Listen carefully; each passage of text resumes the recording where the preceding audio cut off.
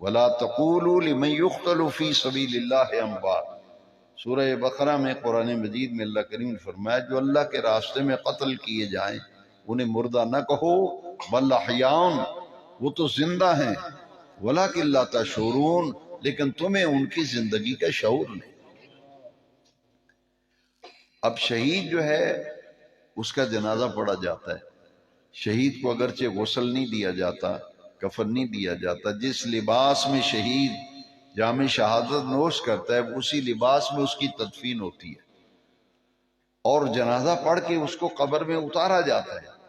لیکن سوچنے کی بات ہے کہ ہم نے خود جنازہ بھی پڑھا، شہید کا قبر میں بھی اتارا، تو رب ذوالجلال نے فرمایا جو اللہ کے راستے میں قتل کیے جائیں انہیں مردہ نہ کہو، بل احیاء، وہ تو زندہ ہیں، ولیکن لا تشعرون، تمہیں ان کی زندگی کا شعور نہیں۔ اور دوسرے مقام پر قرآن مجید میں اللہ کریم نے فرمایا یہاں زبان سے شہید کو مردہ کہنے سے بے نیاز رب نے منع کیا کہ جنازہ پڑھنے کے باوجود، قبر میں دفن کرنے کے باوجود بے نیاز رب قرآن میں فرماتا ہے وہ تو زندہ ہے۔ دوسری آیت کریمہ سنی جس میں رب ذوالجلال نے شہید کو مردہ گمان کرنے، مردہ سوچنے، خیال کرنے اور تصور کرنے سے بھی منع کر دیا۔ سنیے آیت کریمہ وَلَا تَحْسَبَنَّ الَّذِينَ قُتِلُوا فِي سَبِيلِ اللَّهِ أَمْوَاتًا بَلْ أَحْيَاءٌ عِندَ رَبِّهِمْ يُرْزَقُونَ۔ سورہ بقرہ میں فرمایا کہ اس کو مردہ نہ کہو، لیکن اس آیت کے اندر فرمایا اس کو مردہ خیال بھی نہ کرو، اس کو مردہ سوچنا بھی نہیں۔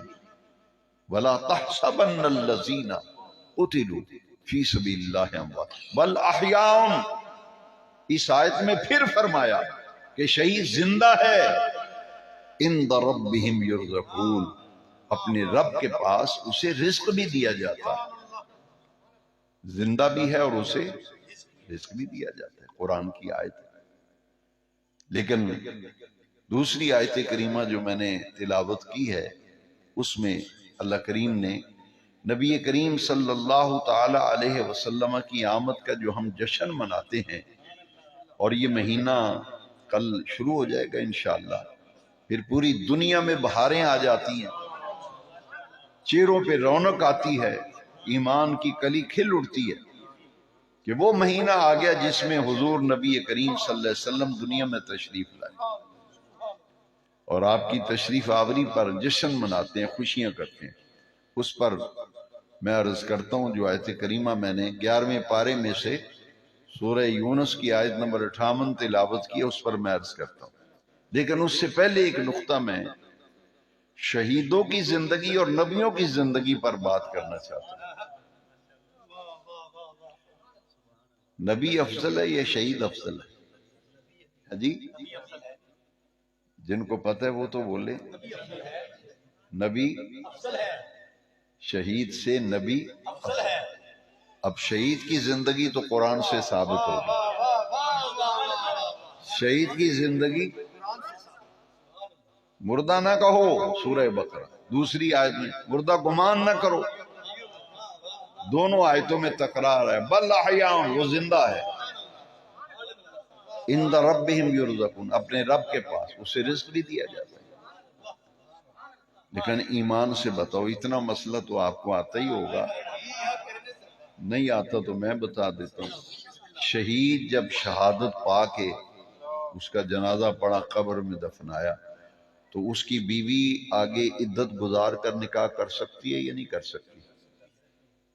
وہ لوگ مسئلہ یہ ہے کہ شہید ہو گیا ہے، اس کا جنازہ پڑا ہے، قبر میں ہے، زندہ ہے، قرآن کہتا ہے زندہ ہے، مردہ نہ کو، لیکن اس کی بیوی جو ہے عدت گزارنے کے بعد آگے نکاح کرنا چاہے تو کر سکتی ہے، اور اس کی جو وراثت ہے، جائیداد ہے، اس میں سے اسلامی قانون وراثت کے مطابق وارثوں میں جائیداد تقسیم بھی ہوگی۔ بیوی بیوہ ہو کر مرضی ہو تو نکاح ثانی کر سکتی ہے، اور اس کی جائیداد، اس کا وراثت جو ہے وہ وارثوں میں تقسیم کی جائے گی۔ اب بڑے غور سے سننا، نبی کی بعد از وصال حیات اور شہید کی بعد از وصال حیات کا فرق سمجھے۔ یہ تو شہید کی حیات ہے نا، کیوں؟ شہید حکمن زندہ ہے، شہید حکمن زندہ ہے، نبی حکمن بھی زندہ ہے اور حقیقتاً بھی زندہ ہے۔ شہید حکمن زندہ ہے اور نبی حکمن بھی زندہ ہے اور حقیقتاً بھی زندہ ہے۔ اس پر دلیل کیا ہے؟ اس پر دلیل کیا ہے؟ شہید کی بیوی آگے نکاح کر سکتی ہے عدت گزار، اس کی جو جائیداد ہے، بینک بیلنس ہے، وارثوں میں تقسیم ہوگا۔ لیکن جب نبی دنیا سے رحلت فرما کے عالم برزخ میں چلے جائیں تو نبی کی بیوی نکاح ثانی نہیں کر سکتی، نبی کی بیوی نکاح آگے نکاح نہیں کر سکتی، اور نبی کی وراثت میں تقسیم نہیں ہوتی، وراثت چھوڑتی۔ لہذا یہ مسئلہ اچھی طرح سے سمجھ لیں کہ شہید حکمن زندہ ہے اور نبی جو ہے حکمن بھی زندہ اور حقیقتاً بھی زندہ ہے۔ اسی لیے بعد از وصال شہادت کے معاملات اور ہیں اور نبوت کے معاملات اور ہیں۔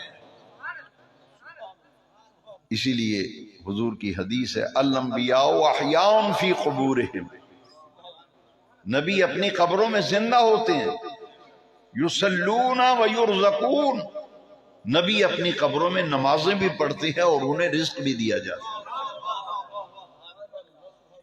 یہاں میں ایک حدیث شریف آپ کو مسلم شریف سے عرض کرنا چاہتا ہوں، بخاری شریف کے بعد مسلم شریف ہے۔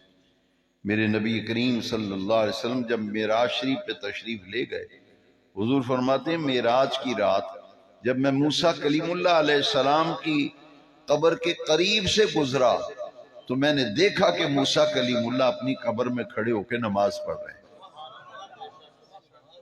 مسلم شریف کے لفظ ہیں مررت بقبر موسیٰ، مررت بقبر موسیٰ فاذا هو قائم یصلی فی قبرہ، میں موسیٰ کلیم اللہ علیہ السلام کی قبر کے قریب سے گزرا تو میں نے دیکھا کہ اللہ کے پیغمبر کلیم اللہ حضرت موسیٰ کھڑے ہو کر نماز پڑھ رہے ہیں۔ تو حضور کی حدیث تو پہلے آپ نے سن لی، الانبیاء احیاء فی قبورہم یصلون و یرزقون، جیسا حضور نے معراج کی رات حضرت موسیٰ علیہ السلام کو قبر میں نماز پڑھتے ہوئے دیکھا۔ تو جب انبیاء کی بعد از وصال حیات کا یہ عالم ہے، یہی تو امام اہل سنت نے اعلیٰ حضرت نے اسی طرف اشارہ کیا ہے کہ تو زندہ ہے واللہ، تو زندہ ہے واللہ، تو زندہ ہے واللہ، تو زندہ ہے واللہ، میری چشم عالم سے چھپ جانے والے، چمک تو اس سے پاتے ہیں سب پانے والے، میرا دل بھی چمکا دے چمکانے۔ اب نبی کی زندگی کیسی ہوتی ہے اس پر میں سورہ نساء کی آیت وَلَوْ أَنَّهُمْ إِذْ ظَلَمُوا أَنفُسَهُمْ جَاءُوا، اس آیت کی تفسیر قرطبی اٹھائیں، امام قرطبی علیہ رحمہ نے اس آیت کی تفسیر میں لکھا ہے کہ میرے نبی کریم علیہ السلام کا جب وصال اقدس ہوا تو حضور کے وصال مبارک کے 3 دن بعد ایک اعرابی مسجد نبی شریف میں آیا اور صحابہ کرام بیٹھے ہوئے تھے، اس نے آ کر کہا کہ میں نے نبی کریم علیہ السلام سے ملنا ہے، میری حضور سے ملاقات کراؤ۔ مولا کائنات سیدنا علی المرتضی رضی اللہ عنہ تشریف فرما تھے، آپ نے فرمایا کہ تجھے پتہ نہیں آج 3 دن ہو گئے حضور تو دنیا سے پردہ فرما گئے، حضور کا تو وصال ہو گیا۔ وہ عربی کہنے لگا کہ مجھے نہیں پتا، مجھے تو یہاں آپ سے پتہ چل رہا ہے، میں تو قرآن کی آیت پڑھ کے آیا ہوں۔ وَلَوْ أَنَّهُمْ إِذْ ظَلَمُوا أَنفُسَهُمْ جَاءُوا، جب تم اپنی جانوں پر ظلم کر لو، جاؤ کا اے معبود جس نے اپنی جان پر ظلم کیا ہے یہ آپ کے دروازے پہ آ جائے، آپ کے پاس آ جائے، حاضر خدمت ہو جائے، فاستغفر اللہ، یہاں آ کے اللہ فرماتا ہے مجھ سے بخشش مانگیں. واستغفر لهم الرسول، اور میرے رسول بھی شفاعت فرمائیں، استغفار فرمائیں. لوجد اللہ توابا رحیما، اللہ تمہاری توبہ بھی قبول کرے گا، تمہیں اپنی رحمتیں بھی عطا کرے گا. جان پر ظلم سے مراد گناہ ہے. جان پر ظلم سے مراد کہ جب یہ گناہ کر بیٹھے تو محبوب تیرے دروازے پہ آ جائے. عرابی کہتے ہیں میں تو یہ آیت پڑھ کے آیا ہوں سورہ نساء کی، اور یہاں آ کے پتہ چلا میرے آقا دنیا سے وصال فرما گئے. اب وہ سائل عرابی جو ہے وہ کہتا ہے این قبر رسول اللہ صلی اللہ علیہ وسلم، کہ بتاؤ حضور کی قبر اقدس کہاں ہے. سب سے پہلے مولا علی نے اس کا ہاتھ پکڑا ہے.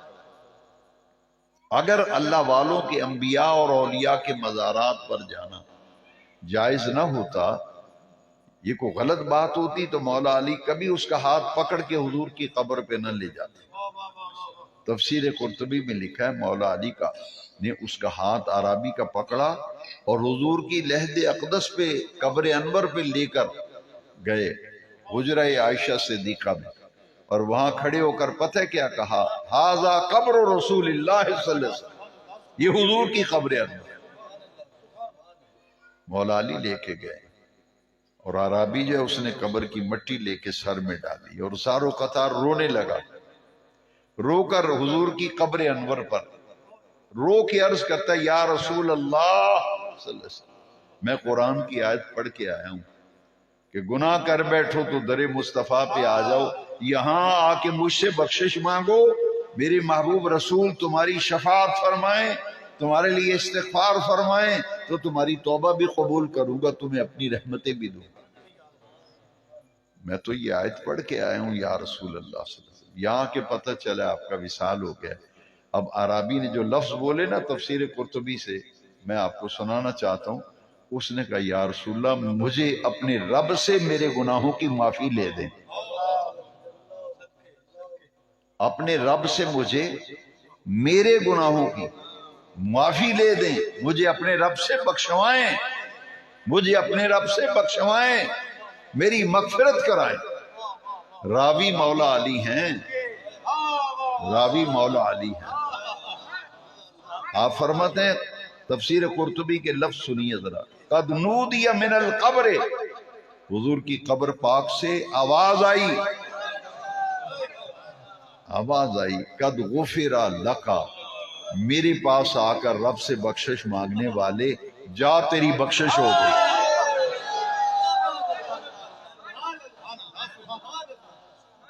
قد غفر لکا، تیری بخشش ہو گئی، تو بخشا گیا، تیری مغفرت ہو گئی. یہ بعد از وصال حضور کی قبر انور پہ کھڑے ہو کے عرابی کہہ رہا ہے، تفسیر قرطبی پڑھ رہا ہوں، میرے امام نے بجا فرمایا تو زندہ ہے واللہ، تو زندہ ہے واللہ، میرے چشم عالم سے چھپ جانے والے چمک تجھ سے پاتے ہیں سب پانے والے، میرا دل بھی چمکا دے. اس پر میں ایک حدیث شریف ابن ماجہ شریف سیاستہ میں سے ایک حدیث عرض کرتا ہوں. حضرت ابو درداء رضی اللہ عنہ اس حدیث کے راوی ہیں، اور جلاء الافہام میں ابن قیم نے بھی اس حدیث کو نقل کیا. حضرت ابو درداء رضی اللہ عنہ صحابی رسول راوی ہیں. نبی کریم علیہ السلام نے فرمایا جمعے کے دن کثرت سے درود شریف پڑھا کرو، جمعے کے دن زیادہ سے زیادہ درود پاک پڑھا کرو، فرشتے آتے ہیں آسمانوں سے. اکثر الصلاۃ علی یوم الجمعہ فإنہ یوم مشہود، اس دن فرشتے آتے ہیں، لہذا کثرت سے پڑھا کرو. حضور نے فرمایا بلغنی صوتہ حیث کانا، جہاں کہیں پوری روئے زمین پر کوئی درود شریف پڑھتا ہے، حضور فرماتے ہیں بلغنی صوتہ، اس کے درود شریف پڑھنے کی آواز مجھ تک پہنچتی ہے، درود شریف کی آواز مجھ تک. اب صحابہ نے پوچھا، ابن ماجہ شریف پڑھ رہا ہوں سیاستہ، وبعد وفاتک یا رسول